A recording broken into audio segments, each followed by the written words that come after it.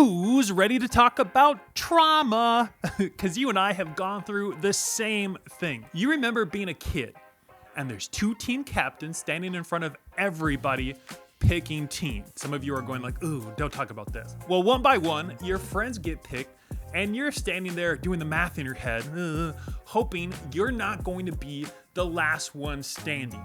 And if you were, you remember exactly how that felt. That little sting. Like somebody just confirmed something about you in front of everyone. Most of us never fully let go of that feeling. We just grew up and traded the playground for something bigger. Some of you are still standing in that same spot waiting to be picked, except now it's not a kickball team. It's a roster, a ranking, a coach, an offer. And honestly, it's not even just about sports anymore. This is about your job or future career. This is a relationship. It's whether you're a good leader, a good version of yourself. It's something you were already called to walk in. And I get it, because this whole thing trains you to wait. Wait on the coach to notice you. Wait on the ranking to catch up to what you already know is true. Wait on the offer. Wait on the roster to post so you can see if your name's even on it. Wait on a girl to say yes to a date, or a boy to say yes to a date. Wait on somebody, anybody, to look at you and say, you're enough. And when that doesn't happen, you start treating the silence like it's an answer.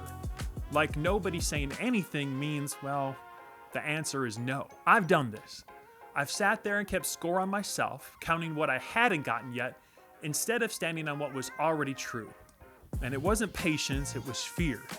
What if I don't ever get picked? Well, what if I'm picked last? If I am, what does that actually say about my value? That's the question that'll really get at you if you let it. Because you start letting people who were never actually in charge of your identity answer it for you. So here's what I want to ask you instead. What if the permission you've been waiting on was never theirs to give?